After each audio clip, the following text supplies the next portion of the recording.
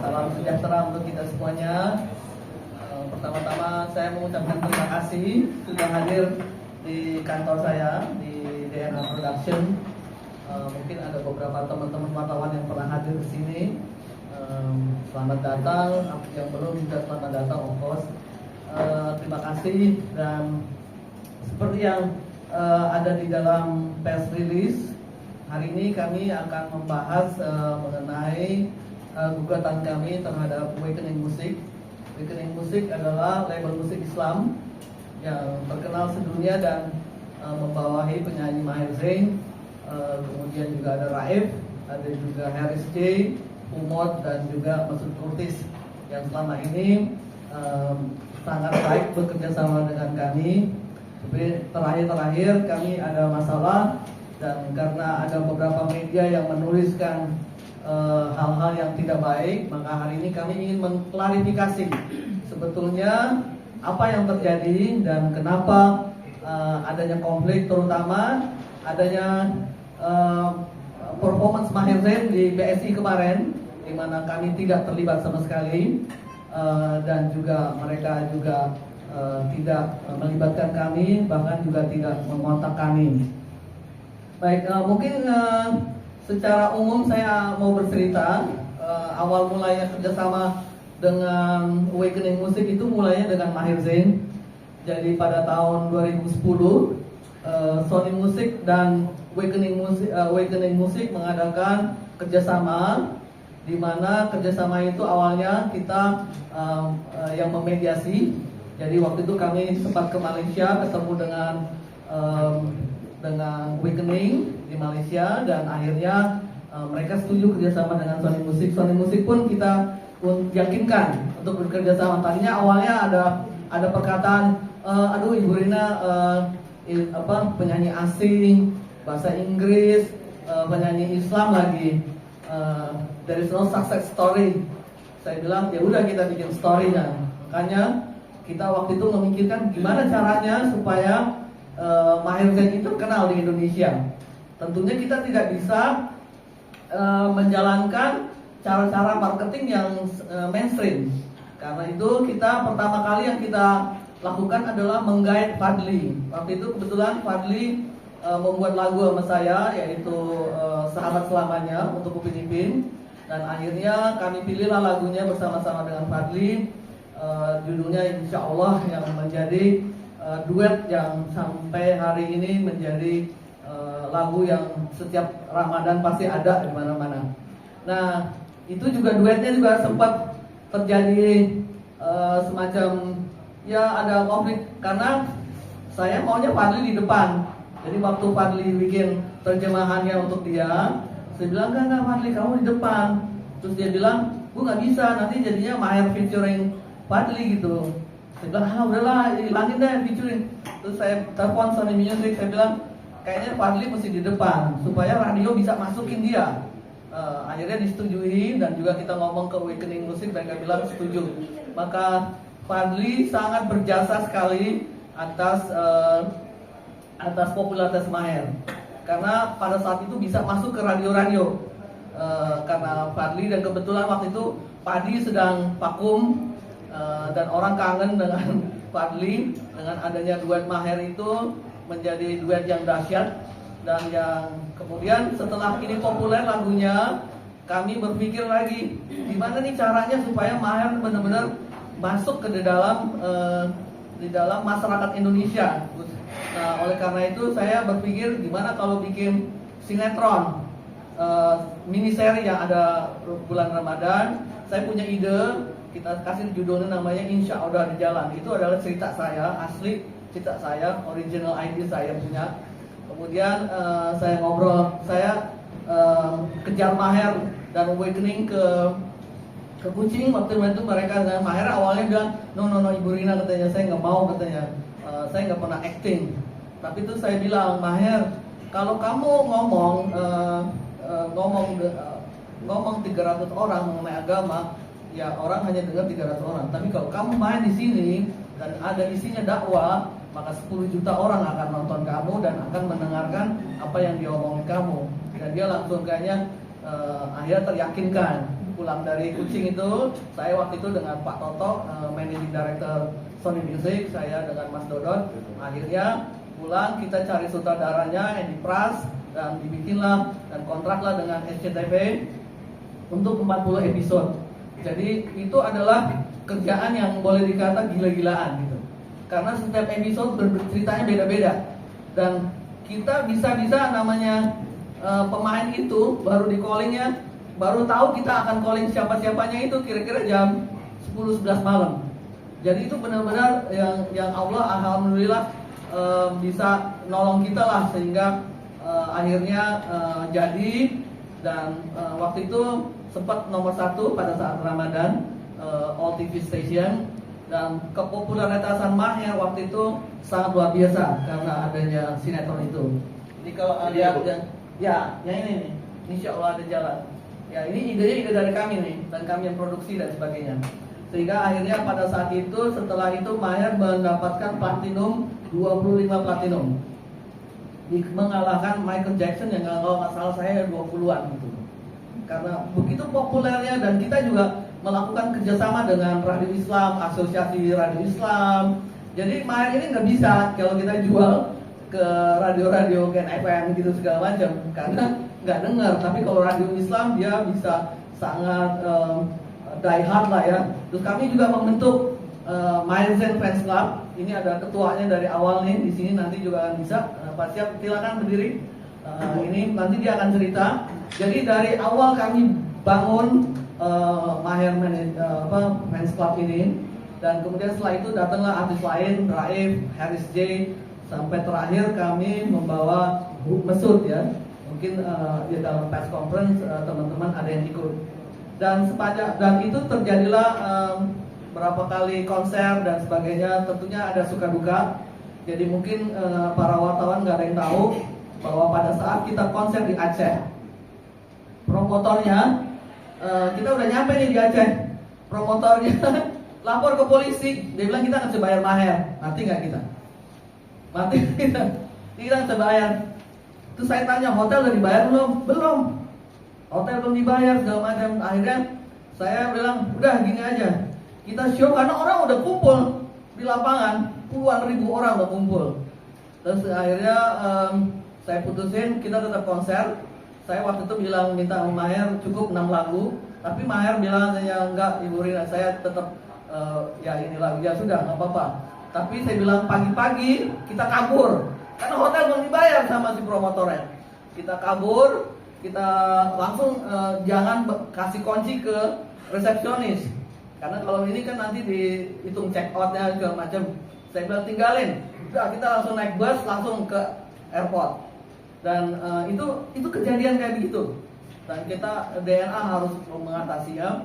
Kemudian ternyata ada masalah lagi dengan imigrasi, karena promotor kita waktu itu mendaftarkan visa on arrival, padahal mesti bisa kerja. Jadi saya harus berunding dengan imigrasi dan sebagainya, di mana salah satu pemain musiknya ibunya meninggal. Sampai saya datang ke ini, saya udah nggak tidur waktu itu 3 hari, minta tolong sama imigrasi, tolong dong, ini ibunya meninggal, dia dulu deh diberangkatin gitu. Akhirnya berangkat, dan akhirnya urusan visa Maher bisa selesaikan, walaupun waktu itu visanya baru selesai jam 6, Maher pesawatnya jam 5, of course nggak bisa. Jadi akhirnya saya beliin tiket yang jam 7, dan kira-kira ya saya habislah kalau dibilang ratusan juta untuk bisa membayar persoalan yang memang kesalahannya adalah promotor. Dan tapi kita juga DNA waktu itu kita tidak terlalu cek, sehingga sesudah itu kita sangat teliti sekali soal visa. Jadi memang hati-hati. Sampai terakhir kami jadi kita tuh setiap tahun selalu memikirkan gimana ya caranya Maher ini tetap naik terus gitu. Jadi kita nggak mau Maher maupun Harris kita buatin program anti bullying, si Raid kita buatin program Journey of a Backpackers ya, sampai 4 season loh dia si Raid itu. Nah kemudian Maher juga, terakhir Maher kita bingung ngapain ya, udah capek juga kan, konser nggak terlalu jalan. Akhirnya saya bikin waktu itu dengan Muhammadiyah, bikinlah kami waktu itu kemudian ada gempa di Palu, Maher ada di Malaysia, saya langsung bicara sama manajemennya, yuk kita gabung dengan programnya Muhammadiyah untuk membantu Palu. Akhirnya mungkin kalau ada teman-teman yang tahu, kami melakukan itu di Kementerian Pendidikan dan mendapatkan dana yang cukup lumayan 1,7 sekian miliar lah malam itu, dan saya dan Maher dan yang lain-lainnya kita pergi ke Palu untuk melihat korban-korban gempa bumi itu. Nah kemudian 2019 itu terjadilah COVID semuanya. Kita tahulah semuanya nggak bisa ngapa-ngapain. Tapi kebetulan saya kenal sama Singapore Tourism Board. Saya langsung kontak ini saatnya di Singapura.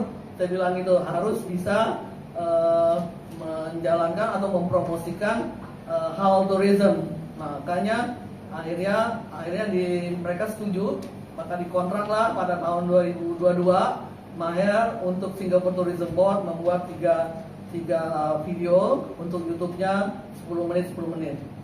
Ya, nah itu kemudian saya waktu itu tidak pernah kepikiran untuk bikin konser dan sebagainya, karena saya tahu nggak gampang bikin konser dan banyak masalahnya, ya visa lah ya macam-macamnya, ada Mas Puput jagoannya bikin konser ini banyak banget. Jadi saya nggak pernah mau, dan saya udah bertekad tidak akan pernah bikin konser kalau nggak orang minta bayar.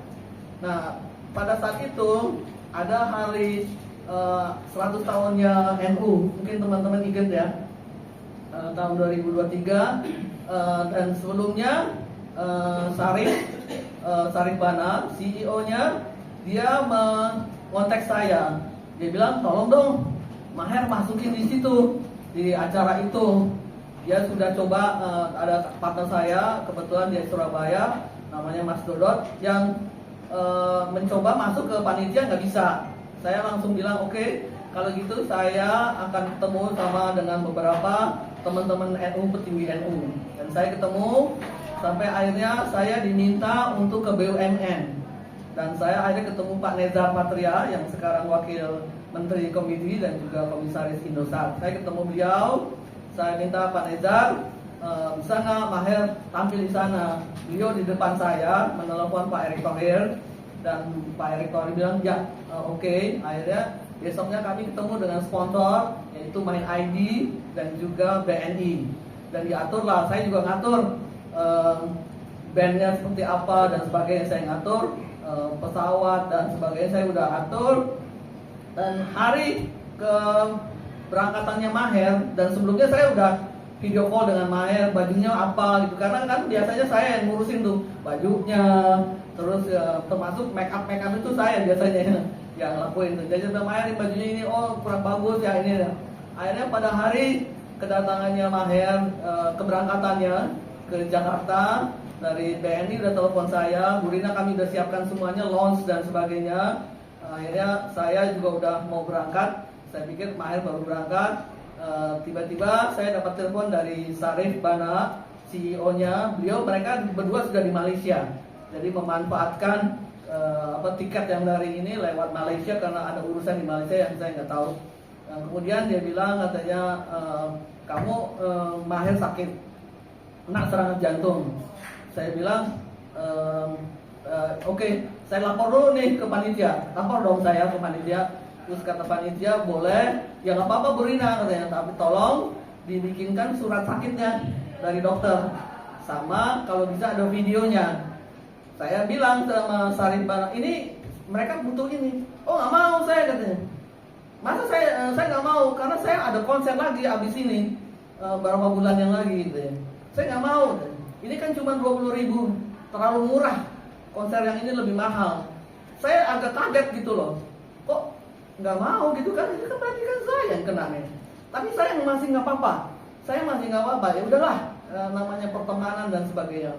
Akhirnya dia datang ke Surabaya, saya berunding dengan ini, terus mereka bilang, ya udahlah Bu, diapain lagi kalau emang sakit.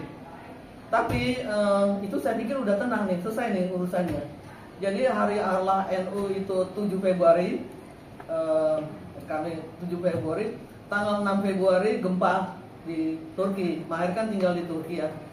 Tanggal 8 Maher muncul di Instagramnya dalam kondisi sehat. Yang terjadi apa? Marahlah semua orang BUMN sama saya, ya kan? Kamu ini bohong. Dipanggil setelah acara selesai, dipanggil saya dan Pak Nezar juga marah dengan saya. Dan saya terima marah itu, ya wajar lah, orang punya logikanya. Loh, kamu bilang sakit, loh kok muncul? Udah itu kamu nggak ngasih surat sakit gitu. Nah, jadi saya hancur banget perasaan saya gitu. Dituduh lah bahwa saya bukan manajemennya Maher. Kemudian saya dituduh juga ngambil duit DP. Ya karena ada duit Bapak yang tiket-tiket nggak bisa balikin. Jadi saya sakit hati banget hari itulah, berapa hari itu saya goncang banget gitu ya. Saya nggak pernah digituin sama orang gitu. Selama ini kita bisnis baik-baik aja gitu. Akhirnya saya pikir saya harus membuat konser untuk mengganti ini supaya orang tahu bener nih, emang Bu Rina nih manajemennya. Saya terus terang aja, kita tidak pernah punya ada kontrak dengan Awakening. Kami ada kontrak, tapi kontraknya based dengan SCTI, dengan mana kami ada kontraknya. Tapi kontrak payung bahwa saya perwakilan itu nggak ada. Kenapa nggak ada? Karena si Syarif Banai selalu ngomong sama saya, untuk apa kontrak katanya. Semua orang di Indonesia juga tahu yang pegang Maher kamu. Kemudian juga yang kedua katanya orang Islam tuh dipegang omongannya. Jadi saya, karena saya orang Muslim, saya pegang dong omongannya dia gitu. Nah, setelah kejadian NU inilah, kemudian saya bikin konser. Kita ketemu dengan satu yang nggak benar, tapi saya mencoba memperbaiki, mengajak investor yang baru. Syarif tidak mau ngasih jadwal. Sudah saya 10 kali email, telepon dan sebagainya, tidak pernah mau ngasih jadwal. Jadi dan kemudian dia ngomong sama si promotornya itu bahwa saya bukan perwakilannya Awakening di Indonesia. Habis dong saya. Makanya akhirnya orangnya jadi marah, terus dia bawa ke pengadilan. Jadi mungkin kalau ada teman-teman wartawan ada yang dengar ada berita ada DNA mengaku-ngaku, ini ya memang begitu kejadiannya karena di perbuatannya Syarif gitu. Dan ini yang saya sangat-sangat kesel sekali. Kemudian juga BSI yang kemarin beliau tampil, Maher tampil, itu adalah hasil diskusi saya dengan BSI setahun yang lalu. Syarif itu saya bawa ketemu dengan Aditya Waman Karim, presiden komisarisnya BSI. Terus mereka udah bilang, kalau ulang tahunnya BSI ada dong yang Maher, ya udah nanti gini-gini. Tapi ternyata saya dipotong sama Syarif directly langsung. Dan mereka datang kemarin, Syarif dengan Maher dengan ini tidak sama sekali mengontak saya, tidak sama sekali minta maaf, boro-boro minta maaf. Jadi dan saya dibikin oleh semua orang jadi, loh kok nggak ada Bu Rina? Jadi semua orang jadi bilang, oh ini bener kali orang-orang yang nggak mengenal saya gitu. Nah inilah persoalan yang kenapa kami harus menggugat gitu. Kami jangan persoalan kita tidak punya kerjasama kontrak itu hanya karena kita percaya sebagai seorang Muslim, tiba-tiba kami didorong ke sepertinya seakan-akan kami itu bukan perwakilan dan nggak ada papanya gitu. Nah ini kejadian di BSI karena orang BSI-nya juga nanya sama saya, Bu Rina benar? Ini karena mereka langsung loh Bu Rina dan mereka bilang Ibu Rina bukan perwakilan dari Awakening.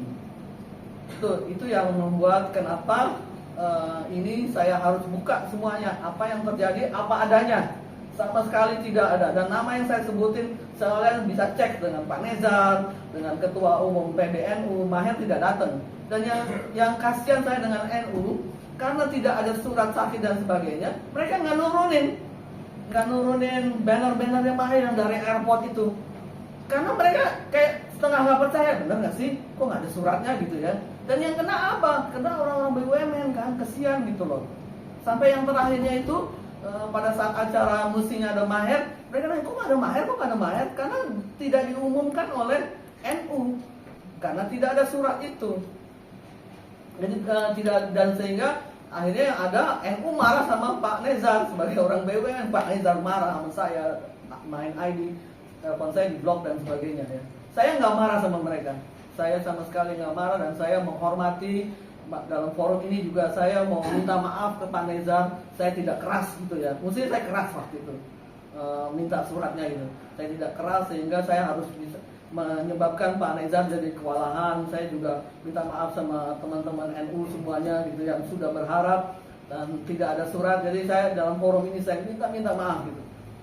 Tapi itulah yang terjadi karena mereka nggak mau, karena mereka pikir kita akan ada konser lagi yang lebih besar, dan di sini NU kan kita cuma sekedarnya aja katanya, dan harganya murah katanya. Masa kita mengorbankan untuk konser yang gede? Bahasanya seperti itu. Itulah